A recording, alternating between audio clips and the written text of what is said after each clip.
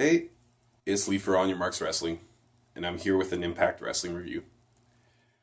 Um, so the show starts this week with Jeremy Borash explaining the Feast or Fired match. I've never seen it. I've heard about it. Apparently, they used to use it to shoot fire people.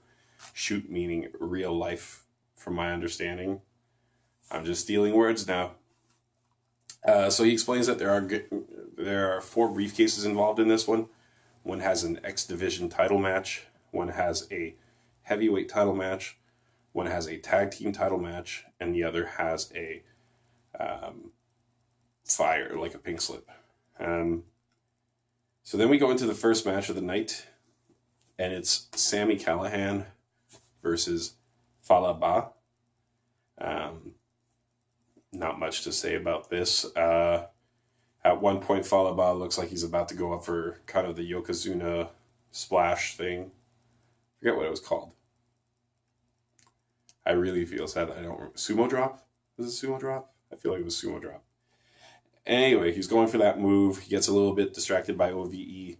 Callihan sneaks in, puts him on his shoulders, does kind of a... They called it a driver, but it was more of a Samoan drop. Either way, slams Fallah Bahh down, pins him for the 3, end of the match. Then, as Fallah Bahh is leaving the ring, OVE gets him back into the ring.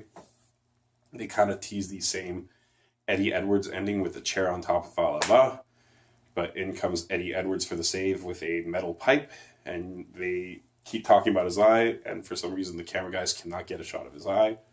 Eventually you do get to see the eye, and it looks kind of gross. So that's that. And the next thing I have the most notes on, and it wasn't all that important, but first the reporter is Mackenzie. I just finally got her name. Excuse me. Cold is still kicking my ass. She has an interview with Austin Aries. Right at the beginning, Aries is talking about being a vegan and his book that he's written about it. El Patron interrupts. Everything is a little awkward here. Patron says he never lost the belt and that he would be a rightful opponent for Aries. Says Aries is a good champion. Patron offers Aries a steak, and Aries says, no, I'd rather have my banana. And then they both eat steak and bananas while moaning at each other's faces. It was weird. Eventually, Patron really wants to force the steak on him. Aries knocks it away. Patron offers to buy some books, and Aries gives him one for free. Everything about it was dumb. It was dumb, but it was intense in a way. It wasn't poorly acted. It was just... If you really take a step back, you realize just how dumb it was. But I guess in the context of this, it just kind of built some drama between two people that are going to face each other, so I guess we'll allow it. But yeah, it was really weird. So then we get a little kind of behind-the-scenes promo of, is it Kira or Kyra? I think it's Kira Hogan and Allie. Kira's just kind of, they're both showing that they're ultra nice people. Kira Hogan congratulating Allie on winning the championship. Excuse me. Braxton Sutter. I'm going to grab a drink of water. Braxton Sutter comes in, tries to talk to Allie. She rejects him and leaves. Then Jimmy Jacobs comes out and Congo Kong. They call out Abyss again. They've been kind of setting up this monster versus monster thing. Then, is it Father James Mitchell? Something James Mitchell comes out. I've seen the guy, but I've never heard him. He's a great talker. I have to say, I expected him to be, I guess, but he was better than I thought he would be. So he does like a comparisons promo, compares himself to Jimmy Jacobs, or compares Jimmy Jacobs to himself. Says that he had pushed Abyss so far that Abyss had a split personality with Joseph Park and Abyss. And then he basically thanks Jacobs for bringing Abyss back to him because he had lost him. And then Abyss shows up and they kind of clear the ring. So the match that Jimmy Jacobs wanted will be coming. Flip to the other side of the notes. After that, we get a really good video package showing the matchup between Taya Valkyrie and Rosemary that should be coming up. This match was supposed to occur at Bound for Glory, but Taya Valkyrie was unable to go there.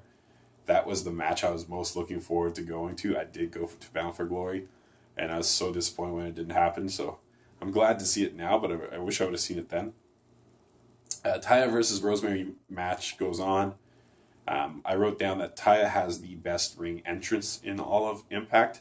The video in the background is just awesome, and her song fits her name perfectly. And then I wrote that Rosemary has the best gimmick in Impact, at least among the women. Maybe among anyone. So it's kind of a cool match. It has the most intrigue that a women's match can have in Impact, in my opinion. Taya goes up at one point, she goes up for a moonsault and misses it. That was after kind of probably 5 to 10 minutes of a kind of sloppy match. I didn't find it was particularly great. Rosemary ends up clotheslining Taya to the outside, and she goes over with her.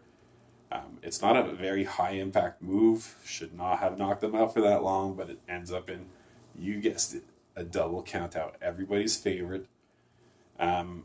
Eventually, there's a bit of kind of back and forth on the ramp, but eventually Taya Valkyrie hits the Road to Valhalla on Rosemary on the ramp. So that's kind of a cool way to end it. Then there's a promo in the back, or not a promo, excuse me, but it cuts to the back. Eli Drake is calling Chris Adonis, who's ignoring his cell phone call, so he calls him from a landline. Adonis picks up and tells him he won't be there for the Feast or Fired match, and Eli Drake loses his mind. Then we get an EC3 promo, which is almost as weird as the Meat versus Banana promo. Not quite, but it's almost there. He talks about vision, believing in vision and the future, and being where you belong. And basically, he's setting himself up to be fired in the Feast or Fired thing, but we won't know that until next week, except we've seen him on NXT already.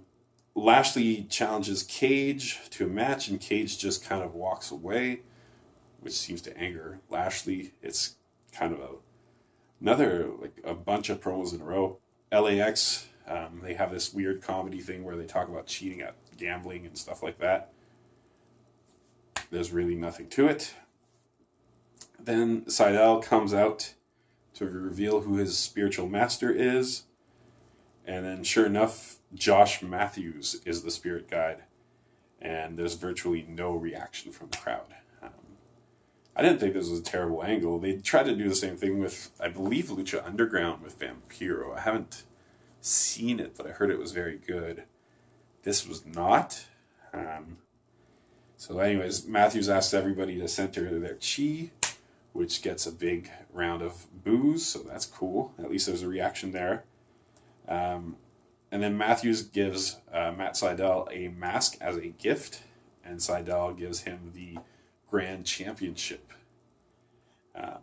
And during this whole thing, it just didn't play that well, but the star of that moment was Sanjay Dutt. Sanjay Dutt was losing his mind appropriately. He was trying his best, full effort, good work by him. He made the segment a lot better than it should have been.